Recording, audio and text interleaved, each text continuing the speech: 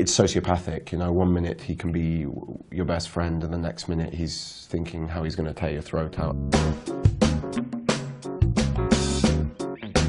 The real power trip for Klaus is to be able to manipulate someone.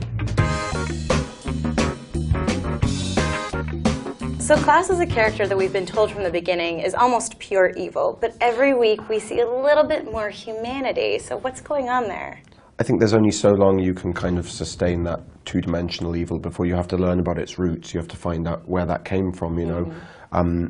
Otherwise, we're just going to write him off. We're going to hate the character, and we need to sort of understand him, I think, if we're going to relate with him in the slightest. So I think it was important for the writers to expand upon the character's, you know, attributes and his history, and just sort of flesh all of that out to make it more three-dimensional, believable character. You know, in real life, things aren't that polarized normally. You know, people aren't just good or evil. There's many different motivations for those things. So I think it was important to sort of try as much as we can to set it in the real world, even though we're dealing with vampires and witches and werewolves and hybrids and ghosts. And we know one of his soft spots is his family. Yes. And they kind of say that this is his one soft spot, but are there more soft spots to Klaus? We're going to see more, yeah. There's, you know, one thing we talked about, and which I've been pushing for it seems like a long time, is a love interest. There is someone who takes his eye. There is someone that he's interested in, and you know, Klaus is used to getting what he wants. He's used to sort of, you know, if he can't take it, he'll compel someone into it, or he'll just, you know, grab it by force or whatever. But this person he's interested in isn't having any of that, and that presents him with a challenge and also intrigues him. And as we know, you know, once you start playing hard to get, that, you know, encourages the hunt a little more. So, yeah, he's there definitely is a different side of him that we'll see there. It's one thing to see that kind of tender side with his family, with his sister, for example, but it's a whole other thing with someone that he is trying to woo, someone that he's interested in romantically, you know. And why doesn't Klaus just compel her? First of all, why she wouldn't be interested is a very crafty way of trying to narrow down, who is this, and is it someone we've met before? So I applaud your craftiness, but you're going to have to get up a little earlier in the morning. It's there are really strong reasons why she isn't just wooed by him straight away, but you know, he does have 1,000 years of experience, and he's you know, a very kind of we're going to learn, you know, a very kind of cultured man, as well as being, you know, a sadistic killer, and so there are elements of him that can be very charming. So it's going to be a struggle for her. Why he doesn't just compel her, I think, is the same reason why he didn't just compel Stefan straight away to sort of just be a remorseless killer.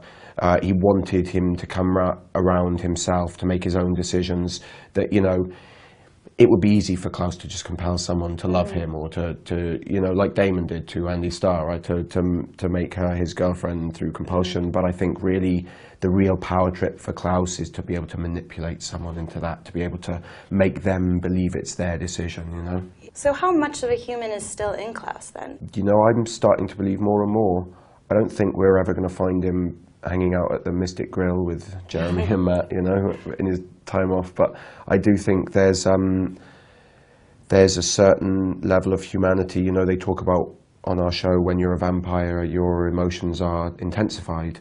And so that's why a lot of vampires shut it off. But I think for Klaus, he has a very, very deep well of emotion. And once his family start appearing, things start pouring out of him that, you know, it's very difficult to stop. And so, yeah, I think there's a very strong human element to him, but then, you know, humans can be cruel as well, and can be all kinds of terrible, so that doesn't necessarily mean it's a good thing. And I know we're going to meet more original brothers, so what can you tell me both about the characters and the actors playing them? Well, we know their names, don't we? We know we're going to meet Col and Finn. And we know that they're, yeah, like you say, they're my siblings. I can't really reveal what episode we're going to meet them in, or under what circumstance. But I can tell you that I like them both very much, the actors, and we've got a proper little, you know, it's going to be a proper little gang with everybody. And now I like everybody in my family now. So yeah, and I can also tell you that from what I've read, stroke seen, stroke hypothesized, stroke just being a little vague here, that they, each have very individual characters. Each of the original siblings are very different. They haven't just there isn't just a across the board, like, you would be able to say, oh, I'm this one because of this, and it's really easy to kind of define their personalities, and that's, again, credit to the writers, for making them three-dimensional and continuing to flesh out my character. Yeah. What's the most fun thing that you get to do as him? The one thing that I continue to enjoy is the switch in him.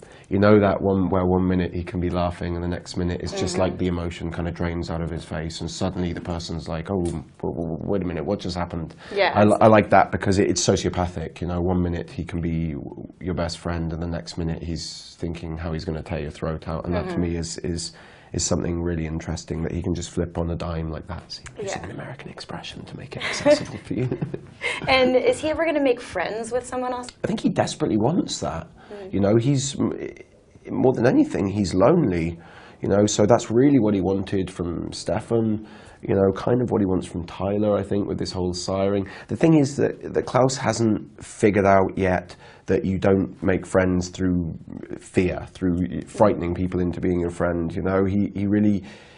He has a hard time developing relationships that are based on trust, because he feels like his family abandoned him and his father never loved him, and so he can't. It's so dysfunctional, the roots of it all, that he has trouble kind of developing those relationships organically. But yeah, I hope so for his sake, because otherwise it's just going to get worse for everyone else. Yeah. As a fan, every time you turn on an episode, there's always a little bit of a fear that this might be the episode that Klaus gets killed. Yeah. So do you for have me that too, fear? reading it, I remember the end of season 2, reading that big sacrifice episode 21, and they're all planning to kill him, and they're so sure it's going to work. I started to believe it, and I was like, oh my God, I'm just going to flip to the end and see. I don't want to go yet. I'm really enjoying myself. I love my job, so I'd love to play this character for a little while longer, and explore a little more of him. But if they do kill me, I know it'll be in a very kind of dramatic, epic fashion. So.